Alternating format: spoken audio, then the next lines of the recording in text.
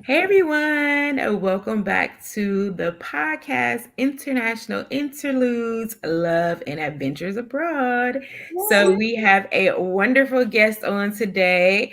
Her name is Maria Lloyd, and I'm super happy to have her on here. And so, I'm going to hand it over to her to introduce herself and tell us a little bit about who she is. Yes, absolutely. Thank you so much for inviting me to be here. I am so thrilled about this. So, my name is Maria Lloyd, and I am the owner of a marketing firm named Opens Clicks Cash. I'm also the author of a book titled Words Are Wealth, and I'm a globalist. I'm a wanderlust. I love traveling the world. I love learning new cultures, new languages, even. And so I'm just super pumped to be here today. So thank you so much for the invitation. Okay, that's a new one. Globalist. What Yes, is that word? yes, um, globalist. you mentioned learning new cultures and new languages. So tell Yeah. us, what do you speak? What else do you speak besides English? So I speak French. So I'm at B2 for those of us who are familiar with the grading of different languages or the different levels, I guess I should say, of how people grade you in terms of your comprehension. I speak, read, and write in B2. My goal, of course, I think technically fluency is once you reach C, and C is actually the highest tier when you're learning a language. So right now I'm at like advanced intermediate. And then once I start hitting the C level in the language, then I will officially be deemed fluent. But here's the interesting thing about language learning that I have had to come to terms with over the past couple of years, and that is fluency means different things to different people. So for me, although I am not fluent as it relates to how language is graded or how this language is graded and tested, but I'm fluent in the sense that when I am speaking to a French speaking person, I'm sorry, and when they're speaking to me, we understand each other. So I jokingly say that my French sometimes can be caveman French because I will forget how to conjugate based on the tense of the verb, but they still understand what I'm saying. Like I may be speaking in present tense the whole conversation, even though I'm making reference to something in the past. I do that sometimes just because I forget, but they understand. So we understand each other, and to that extent, there is fluency. Right. And But that makes sense because I think when it comes to Spanish, you'll have Spanish speakers that can speak very well, but when it comes to class and they have to do the technical side of it, they may not get a high grade. So, like you said, I think it's very subjective. So, how did you learn French? Did you grow up speaking it? Did you learn it as you were an adult? Where did it start? So honestly, my journey literally started like I started seriously studying the language in January of 2022. So I mean, I just started.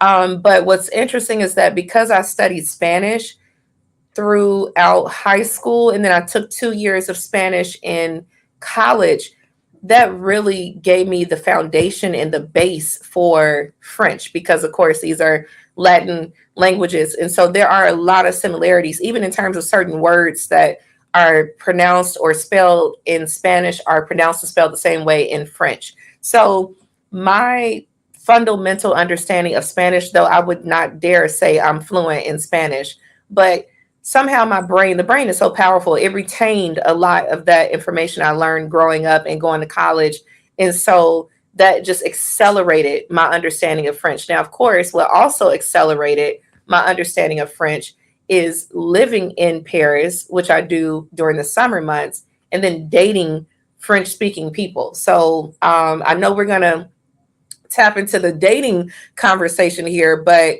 honestly, I will say that absolutely accelerated my speed at which I was able to start comprehending and speaking the language in a conversational way. Because I didn't want to be on a date with someone and then I have to keep whipping out Google Translate. That just gets old after a while. So I was really highly motivated to learn the language very seriously once I started spending my summers in Paris. So yeah, but Yeah. I was started 2 years ago. So I Well, started. I commend you absolutely Thank you. because I had a very difficult time in Senegal, and I was like, well, we're just gonna hire a guide for Togo and Benin because I know absolutely nothing. Maybe bonjour and oui, and Yeah. that's as far as the extent as we go. And so that's very, very funny. And my tour guide now even still wants to talk to me after the tour is over. And I think he gets frustrated that he can't speak English or he thinks that it's Oh, not good enough for me. And I'm like, it's not your first language. I don't expect for it to be good. So don't get exactly. upset. I understand. And he was like, well, do you want to learn French? And I was like, no. And so he's like, well, I'm attempting to learn a little bit more English. Why don't you attempt to learn Oh, French? And I was like, I feel slightly bad because I'm just like, I'm not in French speaking countries very often. And yeah. I'm not very excited to learn the language. But I Yep. think from a different perspective of if I were going to Paris often or to these other places, it is very difficult literally looking at somebody and not knowing what the other person is saying. Yes. Even sometimes with Google Translate, I use Google Translate and I'll show it to them, and sometimes they look at me like I still don't know what you're saying. That's Prime so true. example, I was in Burkina Faso, which is in West Yeah. Africa, years Uh-huh. ago, and they speak French. And so I'm at this restaurant, and it was funny, and this is why you can't assume that people are going to speak English. I'm like, oh, okay, even at the bigger hotels, they're going to speak English. Yeah, nah, they wasn't doing it either. Nope. And so we went out to this restaurant, and I say all I wanted was a chicken burger. Okay, so I'm like, I want a chicken burger and some fries. I think they bring it out to me, and I made a request for something else. And the first time, they removed the chicken and like replaced it with fries, and I was like, no, no, no, I didn't Oh, say no. that. And then they brought it back out, and it was something else that was wrong. Finally, the owner, who's not even from America either or there, but knew how to speak English, we finally got the order. And I just always laugh at that story because Wow. that's the language barrier. You can't even sometimes even difficult to order food. So in Yeah. that instance, I think it is very good for somebody that is frequent a place that's a different language, is good. And people are appreciative when you're trying to learn their language as well. I heard Yeah. that in French, they think that, Americans, I think they feel some type of way about us asking to I speak do. English or thinking everybody. So I think it's great. So since we could just hit the dating now. We'll Okay. kind of go Cool. into there and then we'll switch topics a little bit later. But so tell us about your experience dating in Paris, or are there other French speaking countries that you've been to, or mainly your experiences in Paris? So mainly my experience is in Paris, especially when we talk about dating. Now, I did visit Switzerland for the first time last year, and I will say that Switzerland is broken up. So part of it speaks German, part of the country speaks German, the other part speaks French, right? So I was in Geneva initially. Um, And that was a very interesting trip, man. Like, I don't know. I mean, they were feeling you, girl. Like, it was crazy. It's like, I mean, like in Paris, it's mostly, black men that approach me. But in Switzerland, it was wild. Like, I got so many men of different ethnicities approaching me, and I just wasn't there long enough. We were only there for like, I think I was in Geneva for like 5 nights, so this was a very quick trip, but it was really shocking. And like, there was a French guy. We went to a restaurant, and the owner of the restaurant was this French guy that had been living in Switzerland for some time. And I mean, he was totally hitting on me, and I had no idea because, like, he's a white French guy. So I'm not used to men from other cultures like trying to hit on me. But it took my friend, who is a French born black woman, to tell me. She was like, you totally missed it. Like, he was so into you. That's why she was like, French men are not that nice. Like, business owners, French business owners are not that pleasant. It's not like the US where, they feel obligated to kiss your butt and try to do things for you. She was like, notice he kept coming back. He wanted to engage you in conversation. He wanted to show you pictures. She was like, I'm telling you, this is not typical French. Like, they don't do stuff like this. And I was just so taken aback because she's right. It went completely. I mean, to like cement that story even more, just to affirm how clueless I was. I went on Google reviews because I am a Google review fanatic. And I left this long, like pleasant review saying, oh, the owner of the company was exceptionally kind and treated us with hospitality. And like, I'm thinking this was just him being a nice business owner. And the whole time she was like, girl, no, he was absolutely interested. And you just weren't giving him anything. You didn't, I mean, I was pleasant, but I didn't, I wasn't trying to keep in contact. Right, right, right. But to answer So your I guess question, would you mhm, be open to dating men that are not black? I absolutely would. It's just I literally didn't know the guy was interested. Like his way of showing interest is not a way that I'm used to. And that's what my friend, shout out to Jenny, that's what she, explained to me when we were there. She was like, you're used to African men. Like, she was like, you got to understand, African men are very brave. They, they're not ashamed. They will come up to you. They will engage you. She said, but you need to understand that, white Frenchmen in particular are a little more subtle. They're not going to approach you randomly in the street and ask you and tell you how beautiful you are. They are going to be a little more discreet. And so I just didn't know. Now, with that being said, honestly, I was not physically attracted to the guy. He was kind. I wouldn't have mind staying in touch with him, but I didn't really feel a romantic connection. Like I just, it wasn't he was not my type. Not just race related, but just his physique and everything. But no, I am definitely open. For sure. I've only dated black men, but I am definitely open to dating men of other, races, ethnicities, and so on and so forth. Which is funny because we went to a restaurant the other day and somebody was like, "Oh, the waiter is cute." And so I had to do a double take to look at the waiter, but I Right? did not pay the waiter any attention at all because he was a white guy and that's not what I'm attracted to. Um, Yeah. I had to be like, "Oh, let me see if like let me see what she says." And then Right. right then I said, I was like, oh, I'm not really attracted to, and she said something about it, but it was funny because I just recognized like who I'm, into, I much prefer African, Caribbean guys. I guess you have to be a very special white man for me to just be like, oh my God, he's so cute and like let's go out together, which I think is hilarious. But anyway, let's get into your actual dating in Paris. So tell us what that has been like. And you said something very funny when we were talking. You mentioned about guys approaching you or even dating in America versus Paris. So tell us about that and then go into your actual dating stories in Paris. Okay, so yeah, I mean, dating in the US is very interesting. For the record, I have been single for about 4 years now. So it's not like I've had this extensive, prolonged period of being, well, I mean, I guess depends on subjective, that's very subjective, but I do know people who've been literally single for over 10 plus years. That's not my story, right? This is my fourth year of being single. And so, I will say And over when you these say past, single, as in not a relationship, but you have been dating. correct, yes. And so over the past 4 years, I can count literally on one hand, and I dare say on one finger, how many times I have been approached in the US, and I'll just say by American men, right?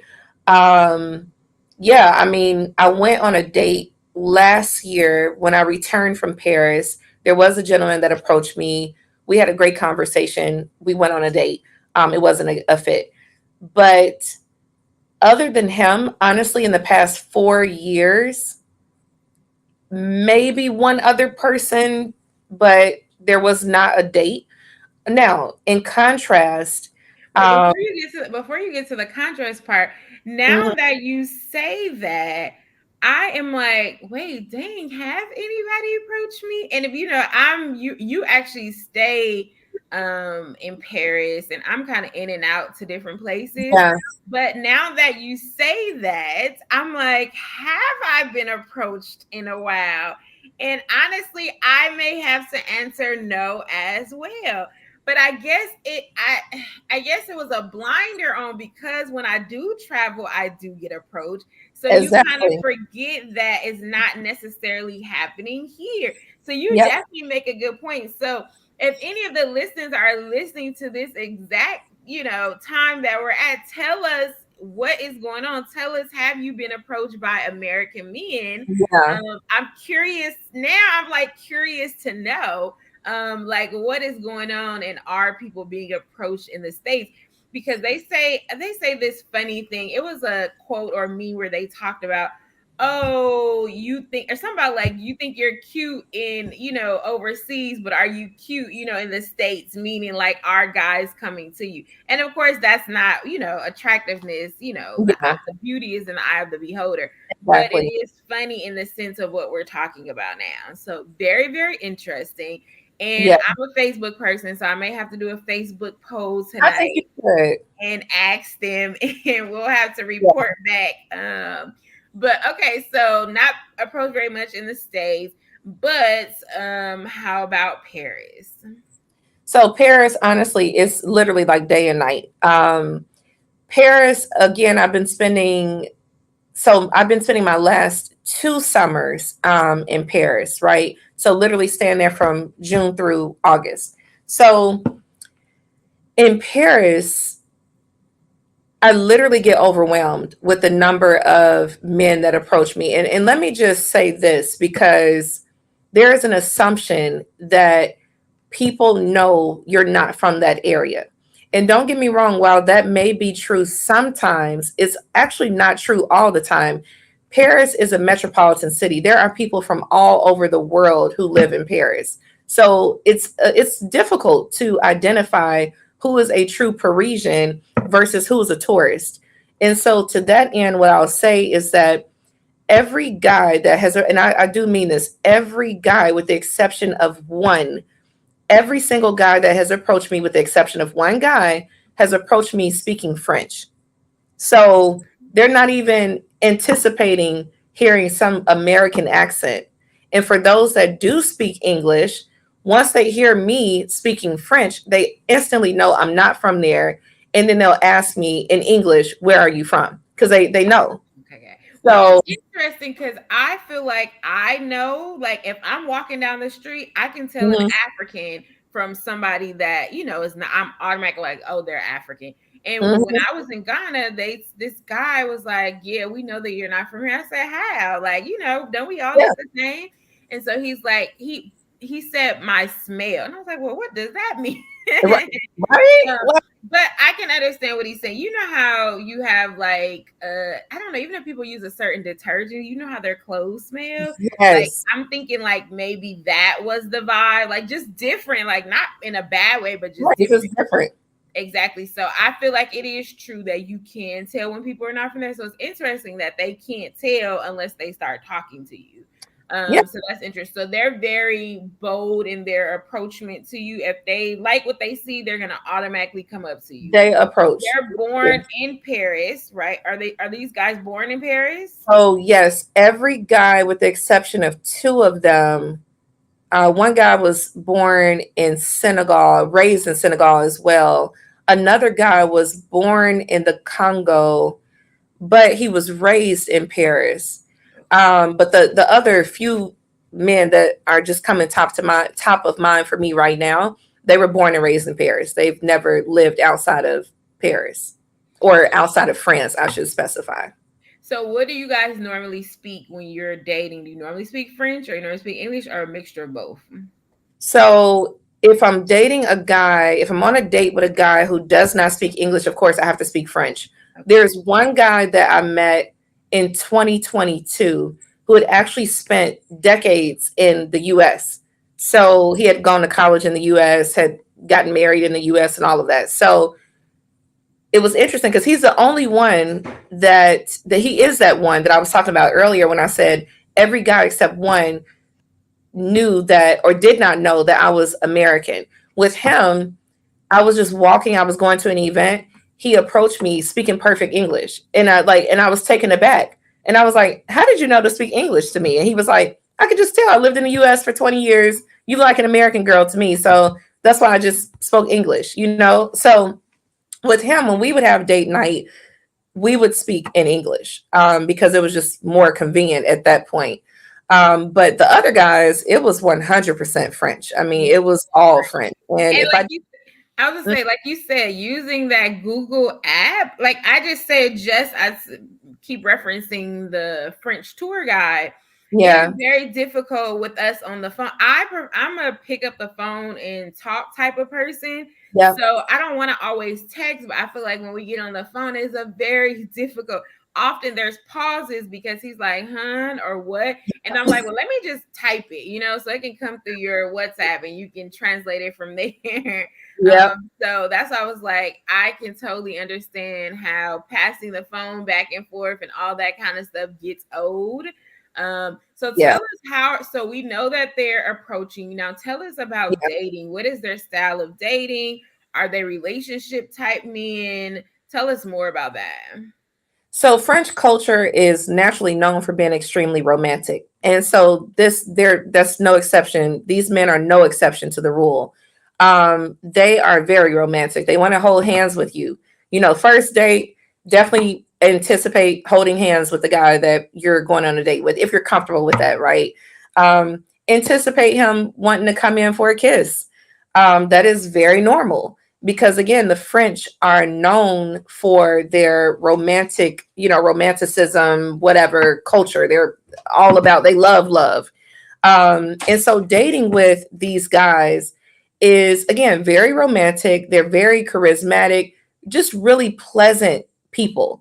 Now it doesn't mean that there aren't like a-holes. Of course that's worldwide, but from my experience, these guys are very gentle, they're very kind, and it's just a good experience. So Paris, in particular, the city itself it has so much to offer in terms of, the sights, the restaurants, the entertainment. So the city itself is romantic. It's like a very romantic city. So you don't even have to really do much. I mean, I've done picnics with guys as a date, super fun, right? We go to the Eiffel Tower, lay out our little towel or I'm sorry, our blanket, and we have a picnic. I've gone just walking, literally just walking around Paris.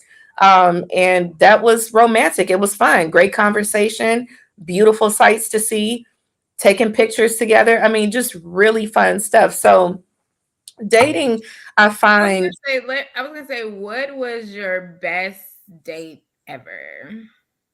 oh, that's a good one.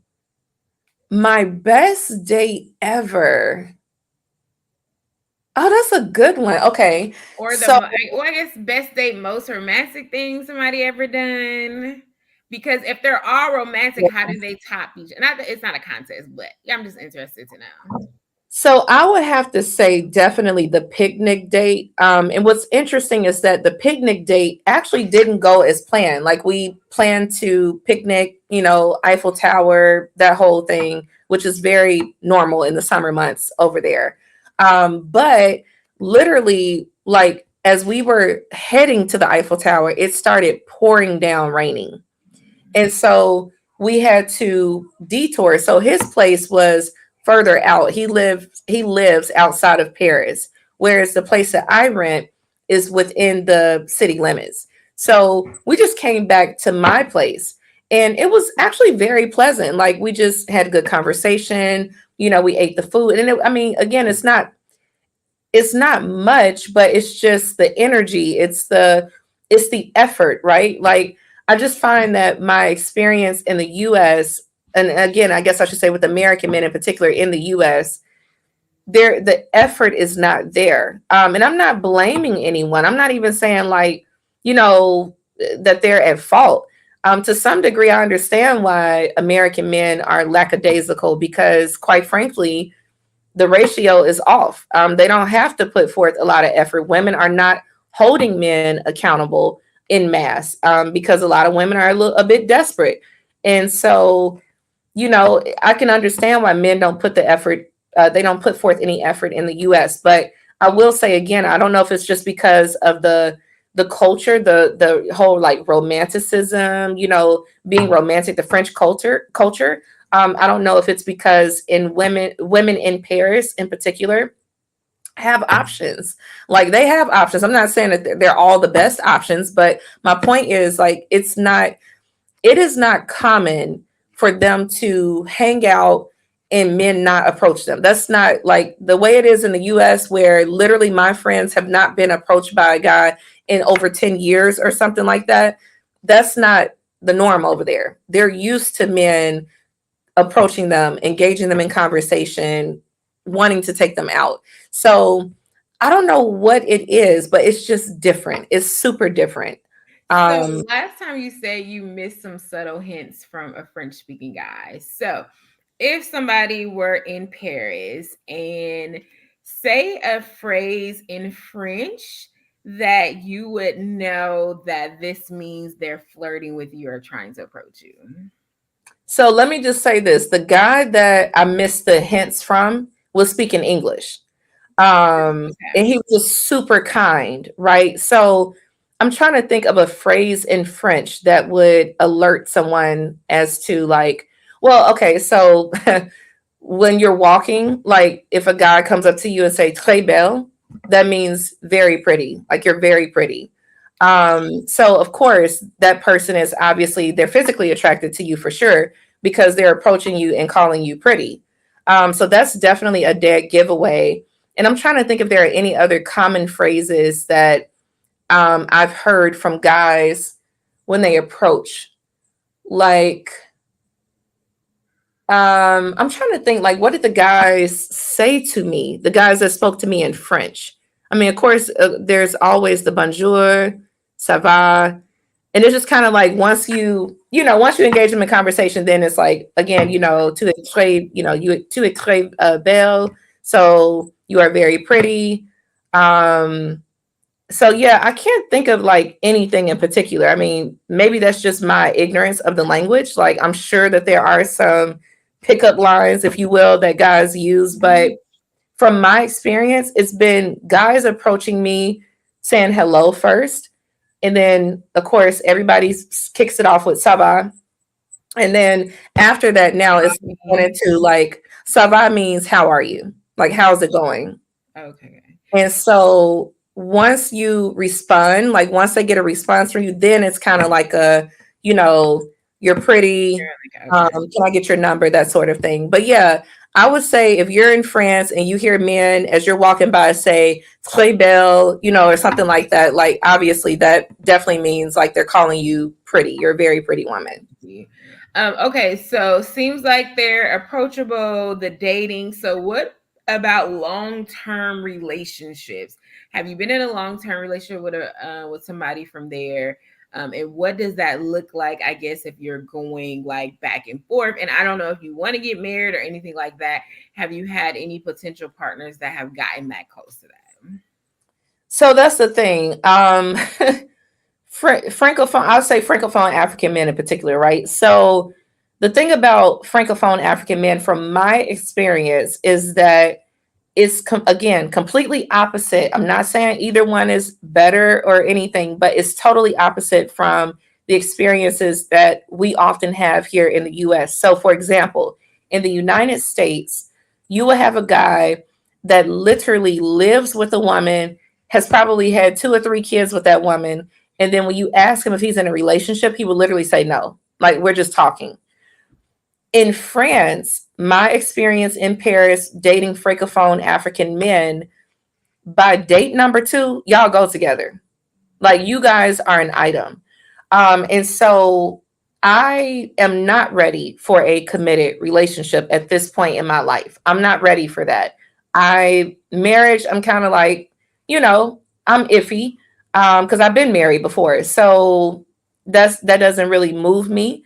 With that being said, though, because the men in France, the francophone African men that I have dated, are like pretty much claiming you after date two. And they're serious too. Like, it's not like this play, like this jovial. No, ma femme, which means my woman in French, they will start introducing you as their woman. And I would have to correct them, like, I'm sorry, but I'm not. We're not together. The word in French is un couple, which means a couple. Like, we're together. We're in a relationship. No, we're not. So I kept finding myself having to correct them. Like, I'm sorry, no, we're not in a relationship. So with that being said, I know you asked me like long term relationships. How does that look, whatever. So for me, that does not exist because I've not committed to any of the guys. There is, out of the men that I met last summer, there are two of them that I'm still in communication with on a weekly basis. And one of whom literally calls me his woman. He still calls me his woman. And the thing is, he said to me, like, oh, when you come back to Paris, we're going to live together. And I told him, I was like, no, we're not. Like, I want to experience Paris as a real single woman with my own place. I don't want to move there and move in with a guy. So I talked to my friends who are women who were raised in Paris or have spent several decades there. They're Francophone women.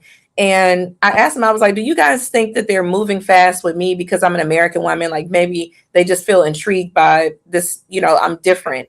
And they explained to me, no, actually, that's normal for French men to move quickly because Paris is an expensive city. So they look at this as an opportunity to save money.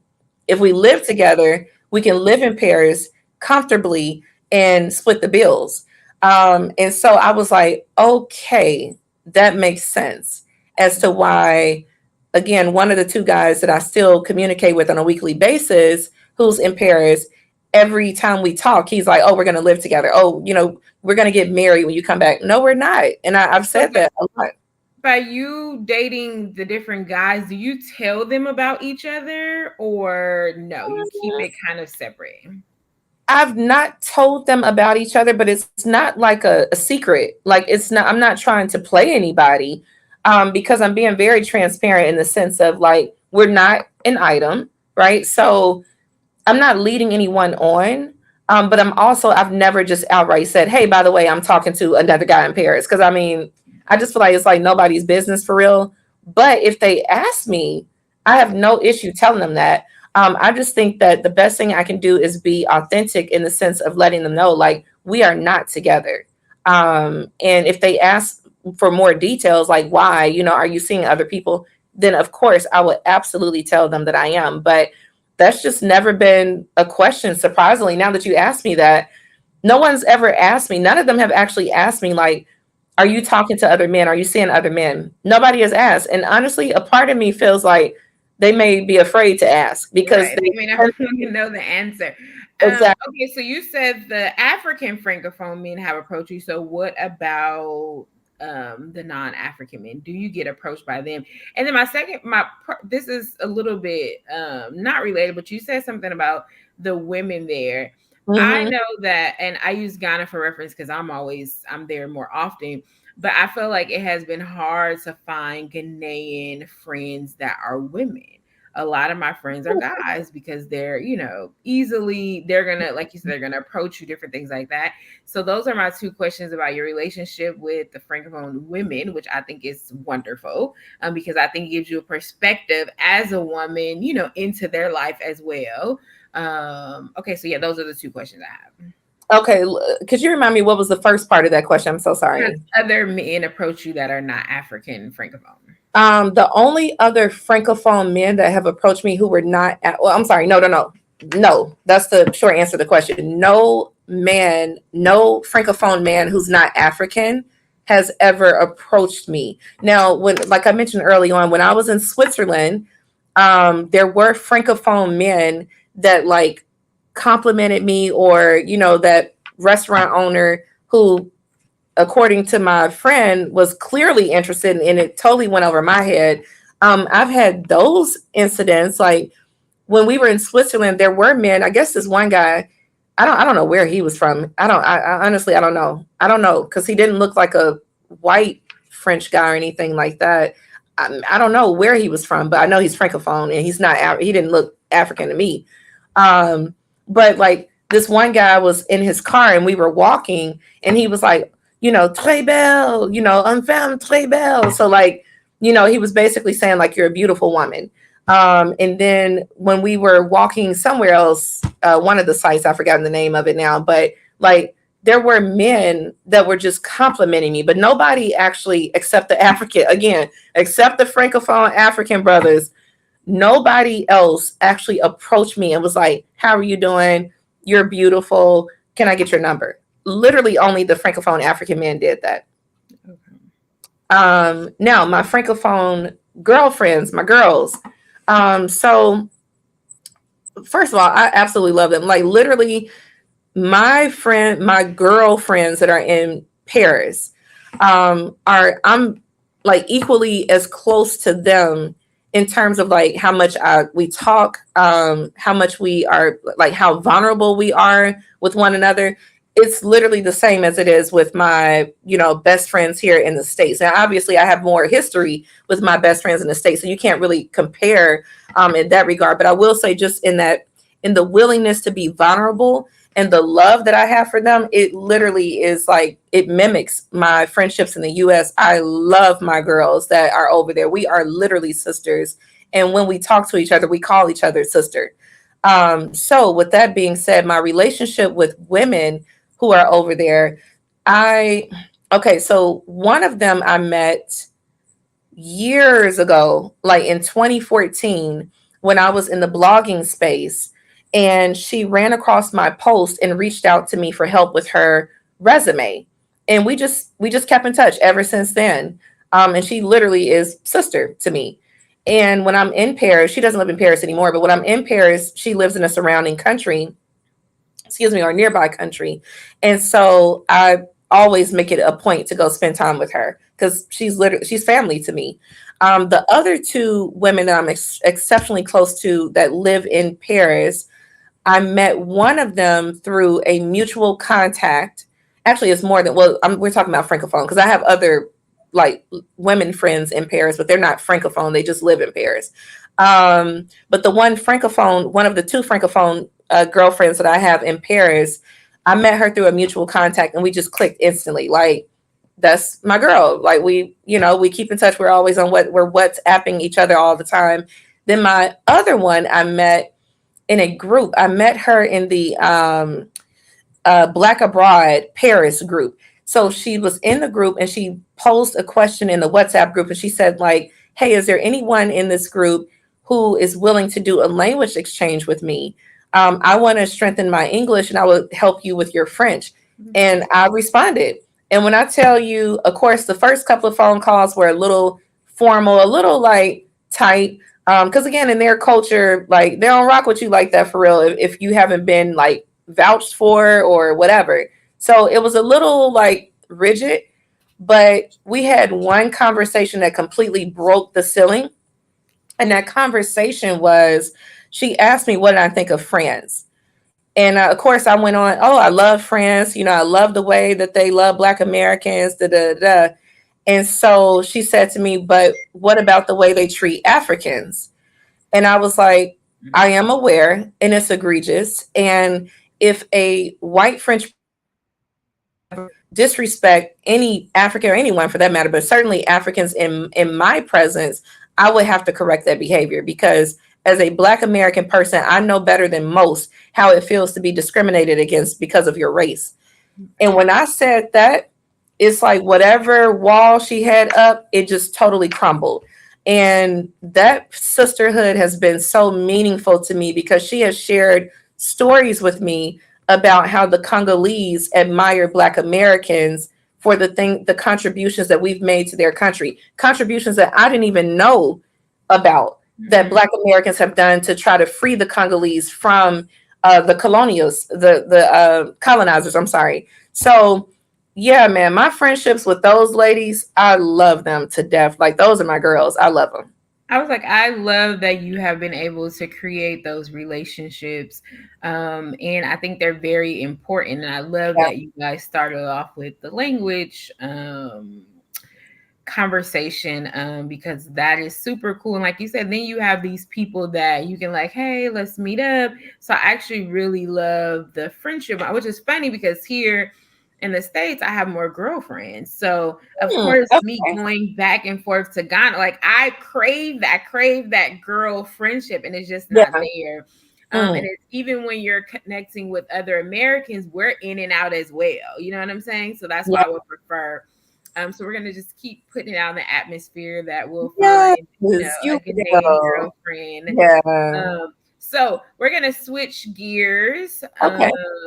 and we are going to talk about just you have your book called Words Are Wealth, and so we want to switch to the wealth conversation and traveling.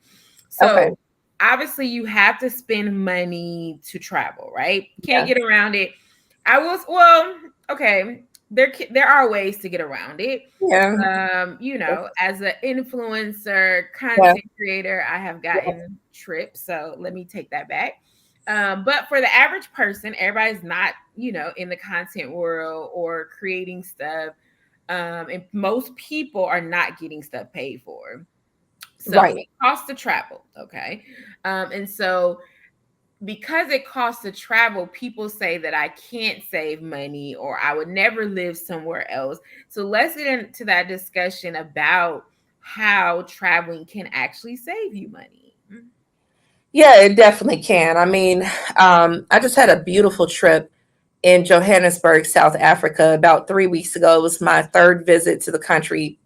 Hands down, Joburg is one of my top three favorite cities in the world. And while I was there, I don't know what made this trip so different from the previous trips, because I love every visit that I've had in Johannesburg. But for some reason, the financial aspect really clicked for me.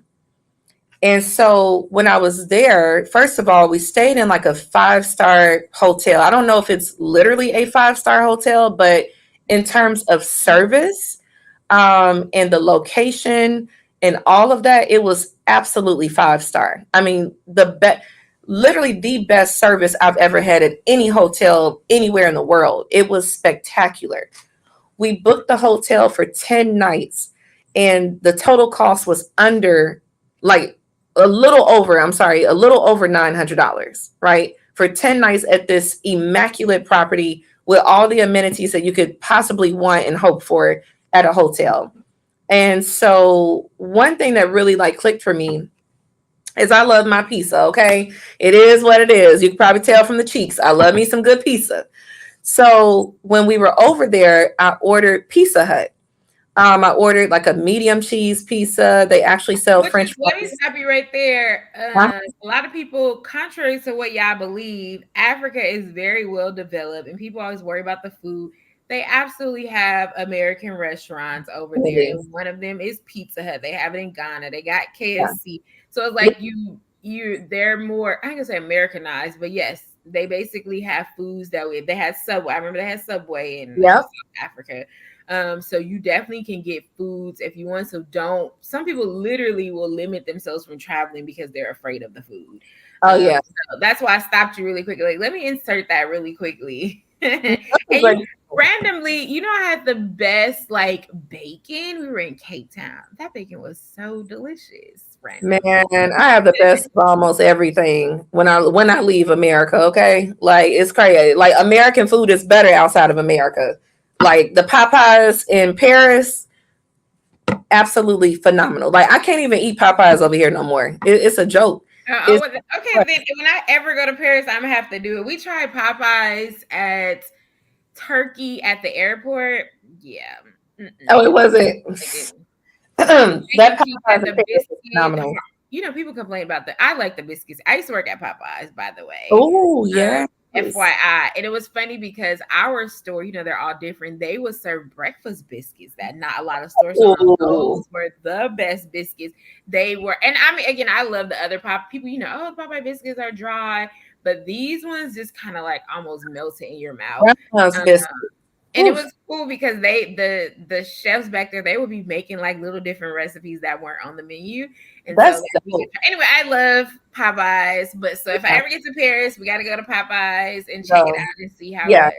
But anyway, that was a side note. So you were saying you wanted Pizza Hut in. So ordered Pizza Hut. Their Pizza Hut sells French fries, and I ordered a drink. Right. So this is something I order in the States. Again, minus the French fries because our Pizza Hut doesn't serve French fries. But this is a common order for me in the States. And so when I'm picking it up, when I order it for pickup, it's about $20. When I order it for delivery, closer to 30, right? If not over 30. In South Africa, when I ordered this meal to be delivered to my hotel, the total cost, including a generous tip, was over 7 USD, $7. Hmm. And in that moment, I was like, oh my gosh, like this is nuts. Like, this is the same thing that I get back home, except, of course, again, the quality is better because a lot of these countries don't use the same preservatives and nonsense that we have in our food. So I could not believe. I was literally flabbergasted. I could not believe it. I was like, this is insanity. Like, I got a pizza, a whole meal delivered to me for $7 and that's including a generous tip. So really, I think it was like $4 USD. And in that moment, I was like, man, living abroad is so much bigger than, like, people think about, living and traveling abroad is like, oh, I'm a floss it up for the gram. No, it's way bigger than that. It is literally a means of financial sovereignty.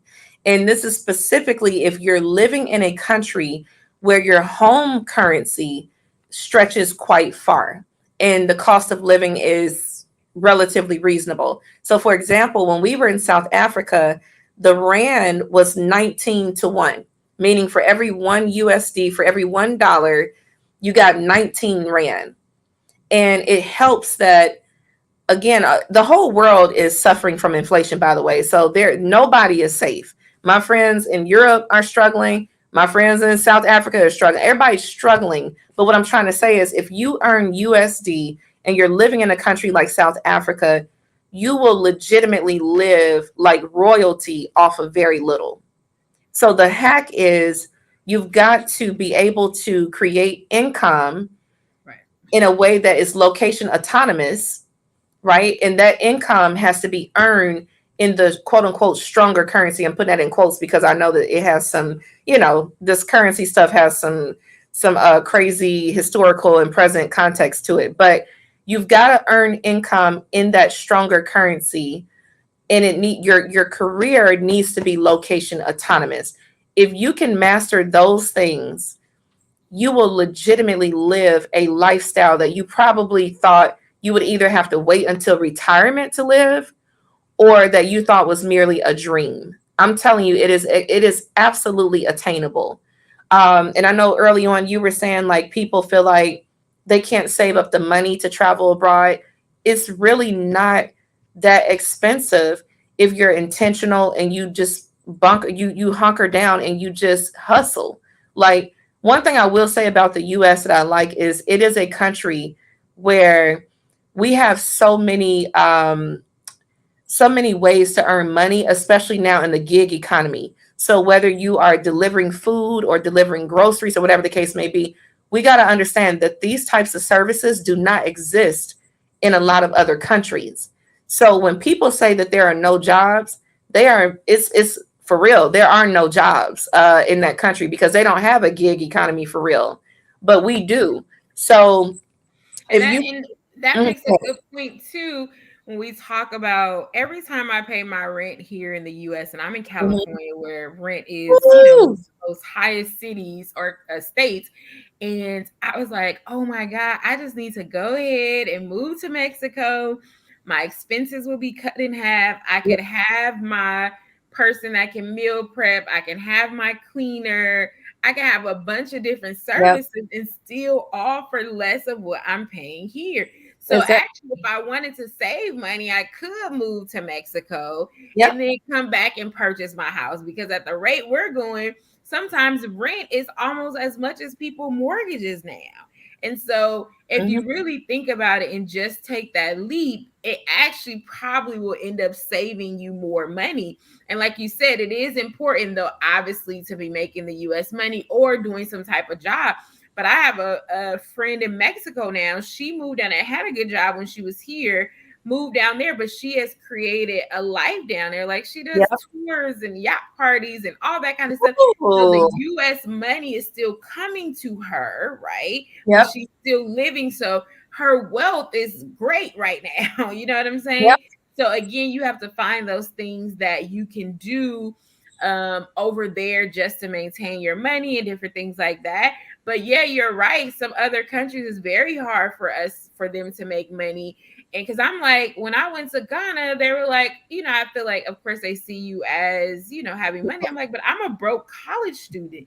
But even being a broke college student, I still probably have more money than the average person when it comes to looking for work. And so those are the Yeah. things that we have to put into perspective. I always say our little blue passport gets us a whole lot more privilege than what we think. You know what I'm saying? And so I think Yeah. everything that you said is very, very true. Yeah, I mean, I wanted to add when you just brought up the point of having that passport. As of now, most of my family members do not have a passport, and it breaks my heart, honestly, because the issue for me with that is that I fully understand that everyone is not interested in moving abroad. I mean, that's a huge undertaking. You're talking about, in some instances, having to learn a new language.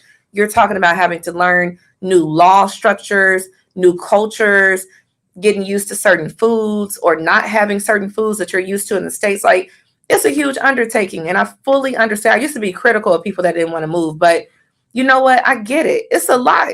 And I say this as someone who is planning to live abroad and who's actively pursuing the visa to get all of that done. And so, but with that being said, I think that every single Black American person owes it to themselves and they owe it to the ancestors to get a passport and just leave the country, even if you just go somewhere for 7 days. You've got to experience it. Why am I saying this? Because it was not until I left the US that I realized how much Black Americans in particular are valued around the world. The stories that I have, the way that I have been treated, I'm telling you, people would think that I'm capping, and it is facts. Black Americans are globally respected. And I haven't been to every country in the world. So let me just say that the countries that I've gone to, I have yet to run across any bad vibes or any anti-Black American vibes. In fact, more times than not, some of these countries actually don't like white Americans, but they value Black Americans. And And this so, is why it's important to mhm, travel, because you yep, hear various different conversations like, oh, they don't like us, blah, blah. I'm like, have you traveled there?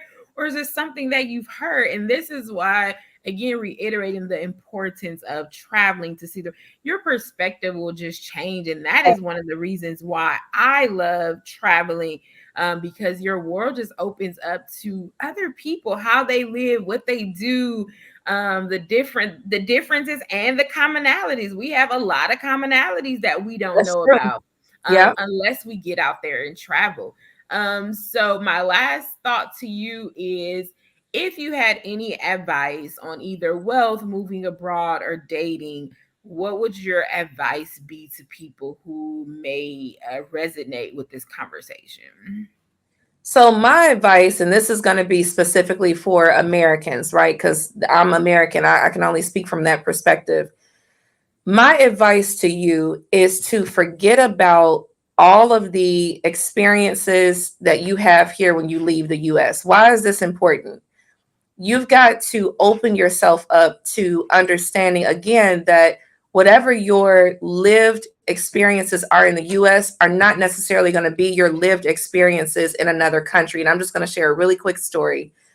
In 2022, Me and a sorority sister visited Nice, France, and we had a white French woman who was our tour guide. There was a white American family, and I'll just say Greek American because her heritage was Greek and she and her daughter lived in Greece. But we had a Greek American family that was a part of the same tour that we were on.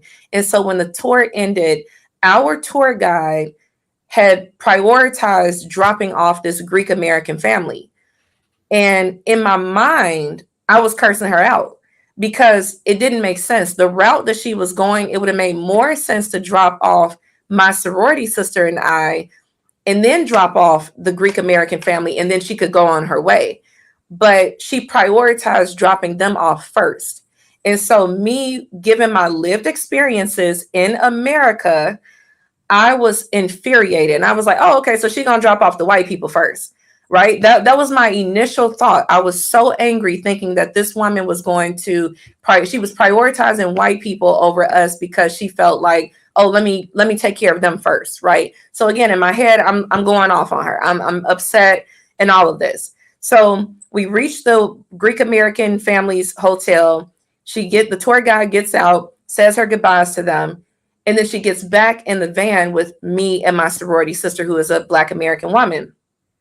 And when she gets in the van, she looked at us and she said, okay, my queens, I dropped them off first so I could spend more time with you. And I'm actually getting chill bumps as I say this because in that moment, right? I In did that while you moment, were talking. like I was like, wow, right? Like literally it like it knocked me, it just knocked the wind out of my lungs. Because the whole time this woman has no idea. I was cursing out in my head. And the whole time she actually just wanted to spend more time with us. She dropped them off first because she wanted to spend more time with us. She wanted to have girl chat with us.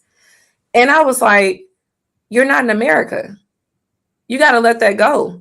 And so I'm sharing this to say that if you're watching this video and you are thinking about living or traveling abroad and like what does that mean? What should you expect? I would say to expect nothing, to leave yourself open to the experiences. Try not to get so easily offended. Like just leave yourself open to receiving this newness because that's what it is. It's a newness. Every time I visit South Africa, again, I just got back from my third visit. Every single time I visited that country and somebody hears my accent, they ask me where I'm from. Guess what they say when I say I'm from America? Welcome home.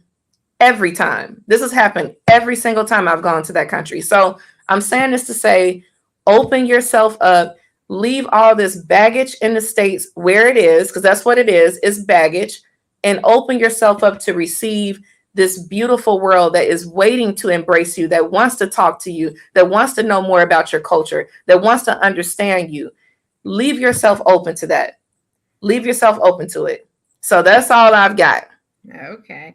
Well, this was a wonderful conversation. So before we leave, tell them where they can find you, how they can follow you, how they can order your book. Yes, definitely. And again, thank you so much for having me. This was awesome. So if you are interested in learning how you can turn words into wealth via email marketing, yeah, social media marketing with Facebook and Instagram ads, visit wordsarewealth.com. Again, that's wordsarewealth.com. You can get the paperback version of the book, which is behind me. I always keep it behind me. So this is the paperback version. It's sold directly on the website, or you can get the Kindle version on Amazon. So either one, when you go to wordsarewealth.com, you'll see the buttons where you can order the different copies of the book. In terms of social media handles, so I've really been working on growing my YouTube channel. So if you would please, again, youtube.com/, I think it's at Words Are Wealth. So my handle for YouTube is Words Are Wealth. And Instagram, like I'm on there, but I'm not on there for real. But um, my Instagram handle is actually Meeting Maria, and that's MEetingMaria. So all one word, no spaces, no characters. My IG handle is Meeting Maria. And then my Facebook last name, my Facebook is just my first and last name. So Maria Lloyd. And we will make sure to type all this information out so you can just click Yay. on links. But this was a wonderful conversation. And I'm so excited that you have joined me today. And we look Thank you for having forward to talking in the future. All right. Oh, Thank you. before we leave, join us on a trip. We have trips coming up to Ghana in December, Egypt in Yay. November, and of course, if you the books are always available, Hues of HBCUs and Hues of Africa. All right. Thank y'all. Have a wonderful day. Peace. Peace.